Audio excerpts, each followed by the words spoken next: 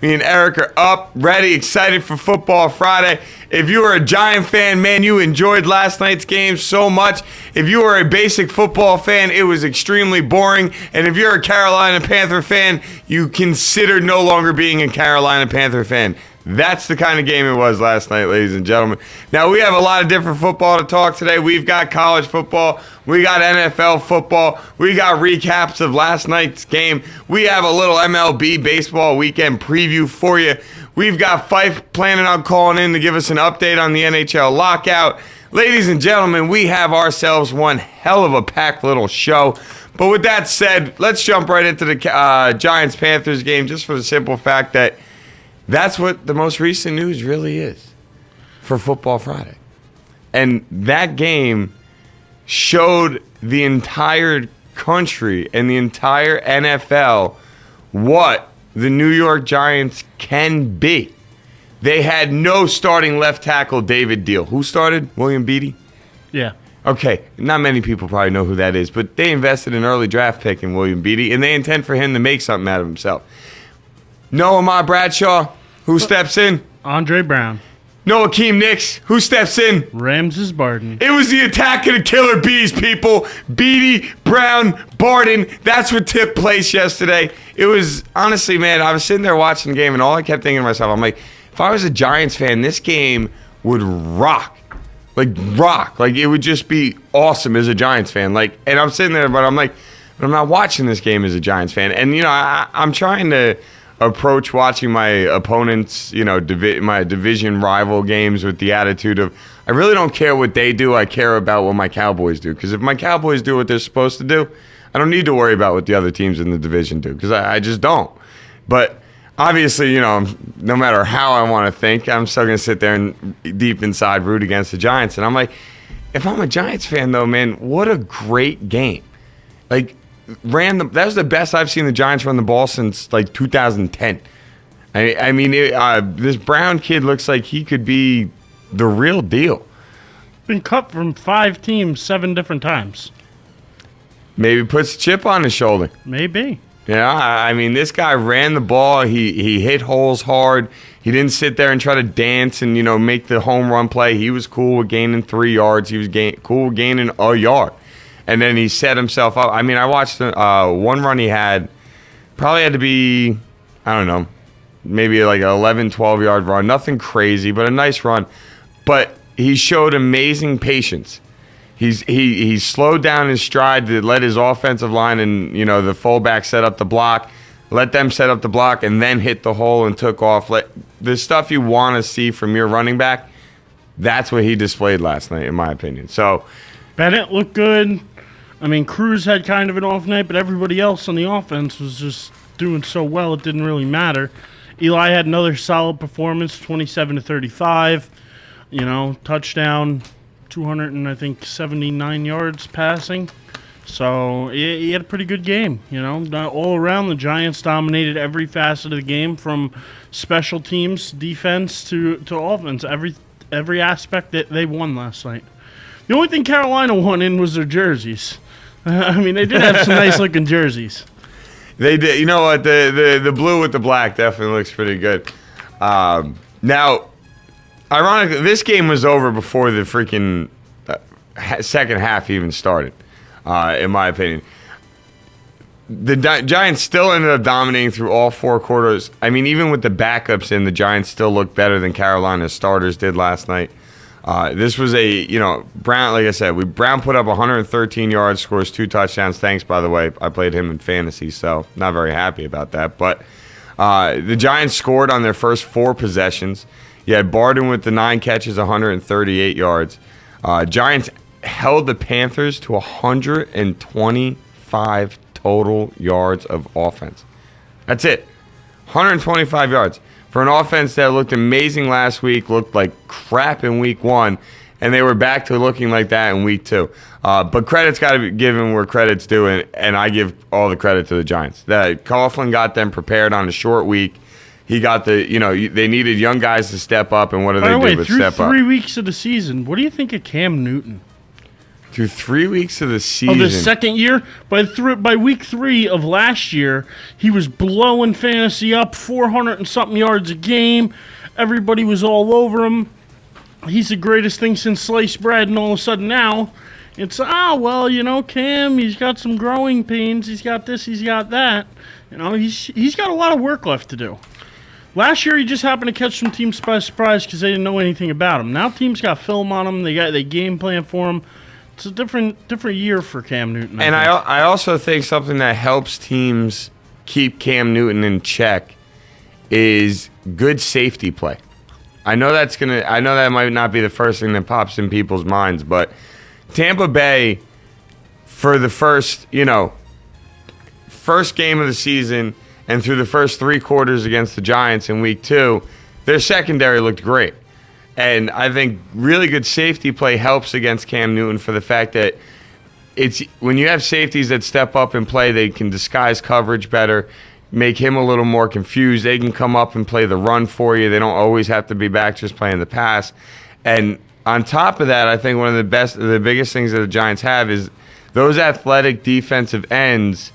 Maybe some of them aren't as big as Cam Newton, but don't try to sit here and tell me they're not as strong as the guy. I mean, they go against 300-pound offensive linemen all season long. Their job is to be stronger than their body frame might look. And then you have Pierre-Paul, who drove Cam Newton nuts all day with his hands up in the air. But to get back to what you asked me, my opinion of Cam Newton through 3 games is that he has the ability to become a great, dominant quarterback in this NFL. But he has a lot of work to do. He still does. And I mean, let's be serious here. Guys that have been in the league 7, 8, 9 years still have work to do to be better than they are. But he's a guy that I really think still can be what everybody thinks he's going to be. Just he's in that sophomore, quote-unquote slump. I still think he's going to be a very good quarterback when his career is said and done. Super Bowl winner, I don't know. You can't. I think it's too hard to judge who it. I could see him winning an MVP. Based on how the league's going, I could see him winning an MVP. Not anytime soon. I mean, I'd put it more like 4 or 5 years from now when the game to him is just natural and it just slows down and they don't have to run that stupid option offense.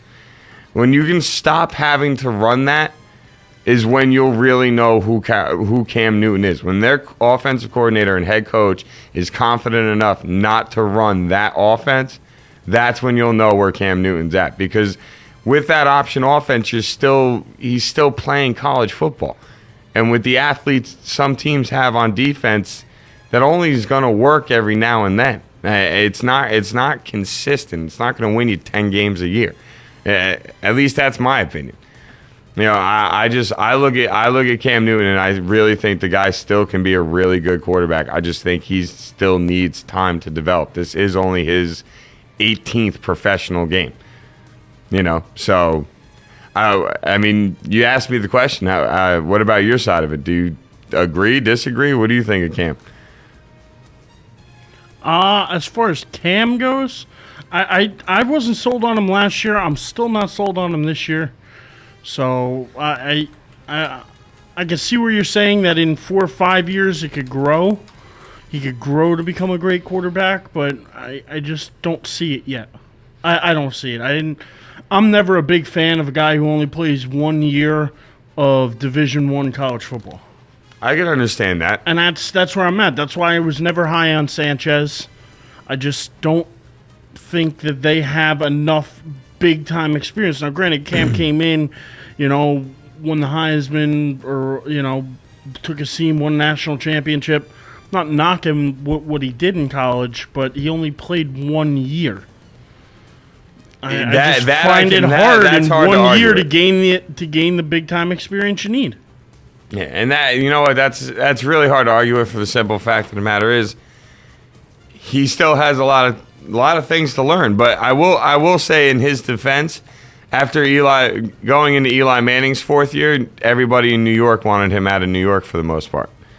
So, you got to give guys time. Nobody looked at Eli Manning after his third year in the NFL and thought he was going to go win 2 Super Bowls. Let me just clarify something in the MVPs. chat room, too, because Fife's putting in the chat that the only reason I don't like Cam Newton is because he went to Auburn. That's not true. That is not true at all, my friend. That is not the reason I hate Cam Newton, and I don't hate Cam Newton. I just don't think he is going to be as great as everyone else predicts.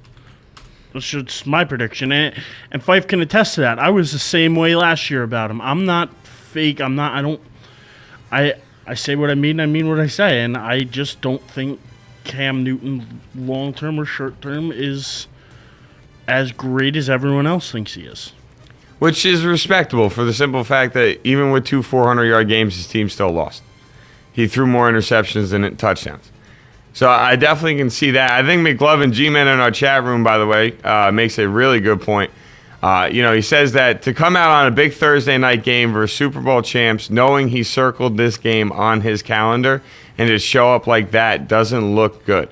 That I actually cannot argue with at all. For the simple fact that you have to sit there and say, you know what? You're right. For a guy to get this hyped up about a game, then you would expect the best performance from him possible, or at least the best effort. He came up short on some throws. He was behind on some throws. On one play, he had a chance to get to the outside and get a first down on 3rd and short, and was dragged down by one player. Now, that one player was Jason Pierre-Paul, so let's not act like it's some Joe Schmo off the curb. But still, you're Cam Newton. You're 6'5", 240 freaking pounds. People expect you to break an arm tackle from one person. It's just expected, no matter who that one person is. So that on that end, you can definitely see it. On the other end, his offensive line didn't do everything you'd like them to have done.